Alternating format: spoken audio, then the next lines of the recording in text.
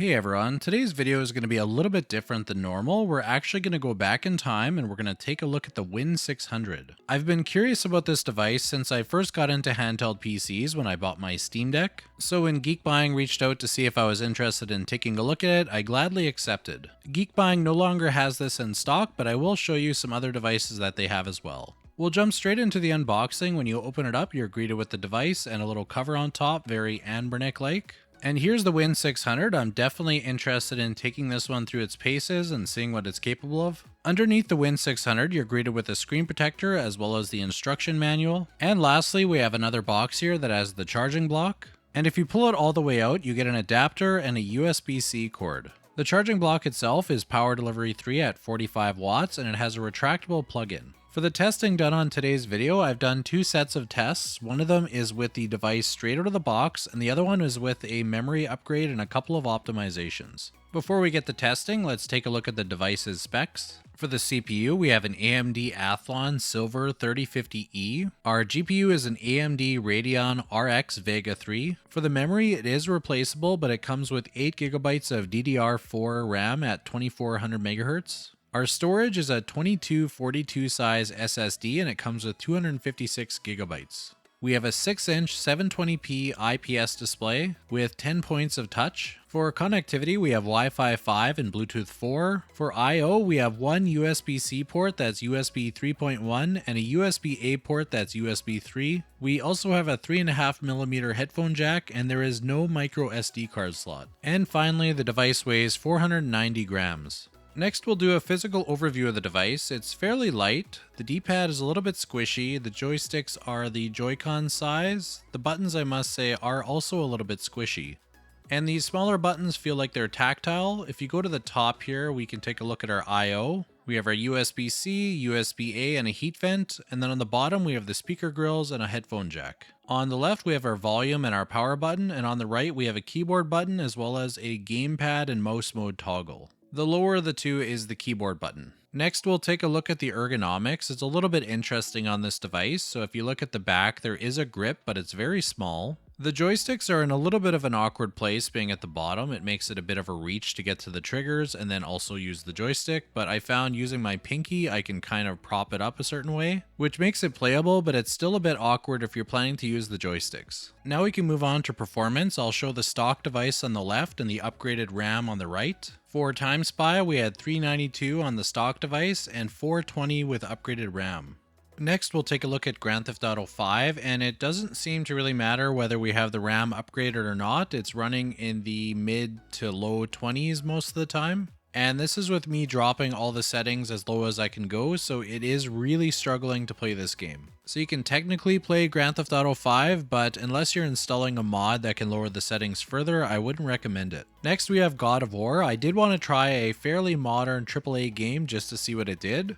And as you can see, it's hovering around 10, 11, 12 FPS. The one thing that I did notice with the upgraded RAM is when it does dip, it doesn't dip down to like 4 FPS, it usually just dips a frame or two. I have the device set to minimum settings, so I don't think that this device can really play any kind of AAA games that are fairly new. Next, we'll take a look at a bit of an older game, so we're going to look at BioShock Remastered, and I did forget to put the performance overlay on the stock device, but in this game it should be pretty apparent the benefits of the upgraded RAM. If you watch the gameplay on the stock device, you can see that there's a number of times that it's stuttering, a lot more than it is on the upgraded RAM. So really it just seems to add a little bit more stability when you're playing this game in particular. But overall this game is definitely playable, so if you're playing older titles, they probably will run really well on this device. Next we'll take a look at Ori and the Will of the Wisps. You can see that it's struggling a lot on the stock device, like it's stuttering down to sometimes even 15 frames a second. And overall is really just all over the place, like it's going to 20s, 30s, 50s. Where on the other hand, if you look at the upgraded RAM, it's running way more stable. Like it's mostly in the 40s. Every now and then it dips down below 40, but it's fairly stable.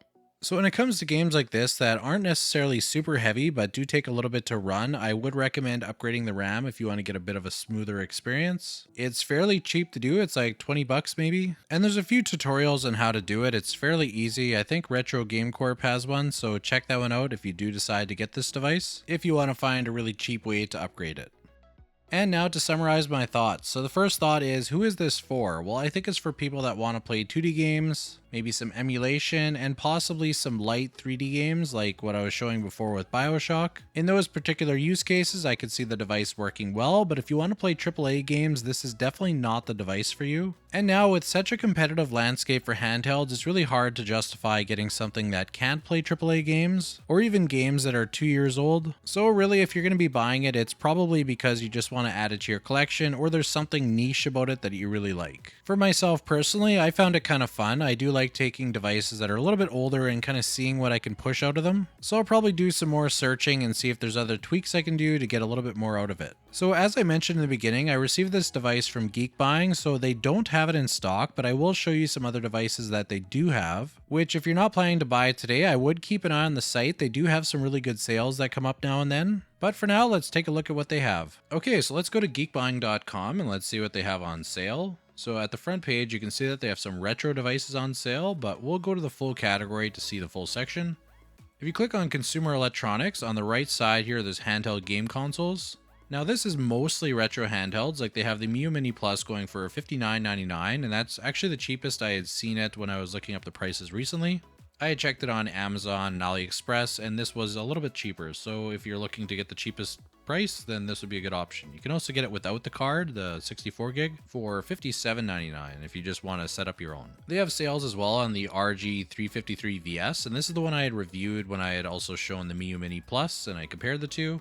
It's a pretty nice handheld, so if you want to get that, that's going for $9.99, or you can get the one that's, I guess, succeeded it, and that is the anbernic 405V, and that's going for $169. There is a bunch of other devices from Powkitty and other anbernic devices. I'm not the most familiar with some of the other, like Powkitty brand or any of that, so I just haven't had the chance to really look into them yet. But if you are familiar with them, come take a look. They may have a good sale here that you may be a little bit more familiar with. But most of you are actually looking for handheld PCs, so I know they sell from GPD, so let's see what they have. They have the Win4 7640U going for $779, and I will be reviewing this one shortly. I just received it, and I've been doing some testing. They have the G1 graphics card, so if you're looking to pick up one of those, they're going for $689. And then they also have the WinMax 2, and this version is the 7640U. Sure, at a later date, they'll also have the 7840U. So for One X Player, they have some accessories for the One X Player 2 Pro, and they have the One X Player 2 Pro going for $1259. For some reason, the One X Fly does not pop up when I search One X Player, but if I go to One X Fly and just type that in, you'll see that they do sell it here as well. And you can get it for $999 for the 32 gig 1 terabyte model. So that's, you can get the US or the European one, or you can also expand your storage to 2 terabyte, and then it goes to $1,099. So if you're looking to get any of those handhelds, particularly the retro handhelds, are on a really good sale right now, then definitely check out geekbuying.com.